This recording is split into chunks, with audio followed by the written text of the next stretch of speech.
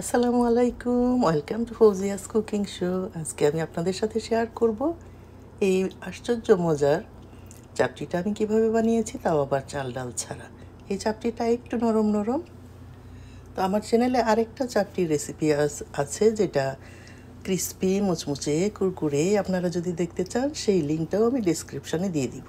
প্রথমে আমি একটা বড় সাইজের আলু এটাকে কুচি করে কেটে নিয়েছি একটা পেঁয়াজ, রসুন কয়েক কোয়া নিয়েছি আমি, আদা কুচি আর 3-4টা কাঁচামরিচ। সবগুলাকে আমি ব্লেন্ড করে নিব এখন ব্লেন্ডারে বেশ মিহি করে। আমি নিয়ে নিচ্ছি হাফ কাপ সুজি, হাফ কাপ দিয়ে দিলাম আমি বেসন, দিয়ে দিচ্ছি পরিমাণ মতো লবণ। এখন সব কিছুকে বেশ ভালো মতো মিক্স করে নিব। দিয়ে দিলাম 1 কাপ পানি, রুম টেম্পারেচারে থাকা 1 কাপ পানি দিয়ে বেশ ভালো মতো এটাকে নেড়ে চেড়ে মিক্স করে এটাকে রেখে দিব 10 মিনিটের মতো। পরে যখন আবার সব কিছু ব্লেন্ড করব একসাথে দিয়ে দিব।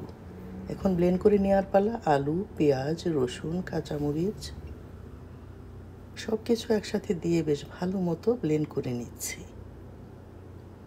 সামান্য একটু পানি দিব, খুব বেশি না, তার কারণ আগে যেহেতু আমি পানি দিয়ে ভিজিয়ে রেখেছি এগুলোকে, সুজিকে, সেজন্য।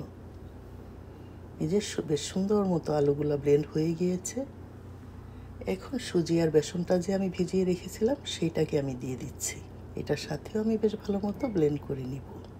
এই পর্যায়ে কেউ যদি চান যে হলুদের গুঁড়া মিক্স করবেন তাও করতে পারেন।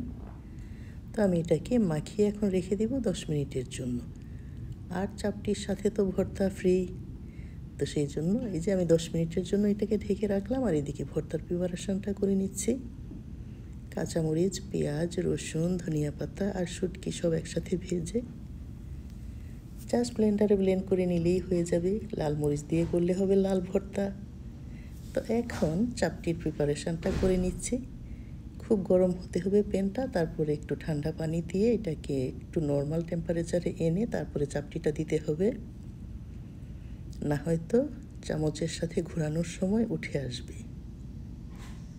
এই যে খুব সুন্দর চাপটির প্যানটা যখন একটু নর্মাল থাকবে তখন এইভাবে জাস্ট ঘোরালেই হয়ে যাবে। একটু যখন কালারটা চেঞ্জ হয়ে আসবে তখন আমি এটার সাথে একটু একটু করে ব্রাশ দিয়ে তেল দিয়ে দিব।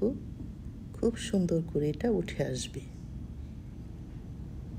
এই যে কালারটা চেঞ্জ হয়ে এসেছে, এখন জাস্ট শুধু হালকা একটু ফল্ট দিয়ে একটু করলে দেখবেন খুব সুন্দর করে উঠে আসছে। বাহ, কি সুন্দর কালার হয়েছে। এই চাপটিগুলা কিন্তু গরম গরম একটু ক্রিস্পি থাকে, তারপরে যখন ঠান্ডা হয়ে যায় তখন এটা কিন্তু সফট হয়ে যায়, তবে খেতে কিন্তু বেশ মজা। প্রত্যেকটা চাপটি দেওয়ার আগেই কিন্তু প্যানটাকে এভাবে একটু নর্মাল করে নিতে হবে ঠান্ডা পানির ঝাপটা দিয়ে।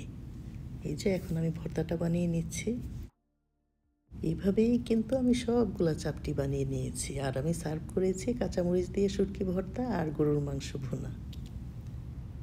যে কোনো ধরনের ভর্তা, তারপরে গরুর মাংস, মুরগির মাংস সব কিছু দিয়েই কিন্তু খেতে খুবই মজা।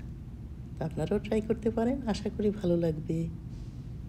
আবারও কথা হবে নতুন কোনো রেসিপি নিয়ে। সেই পর্যন্ত আপনারা সবাই ভালো থাকবেন। আল্লাহ হাফেজ।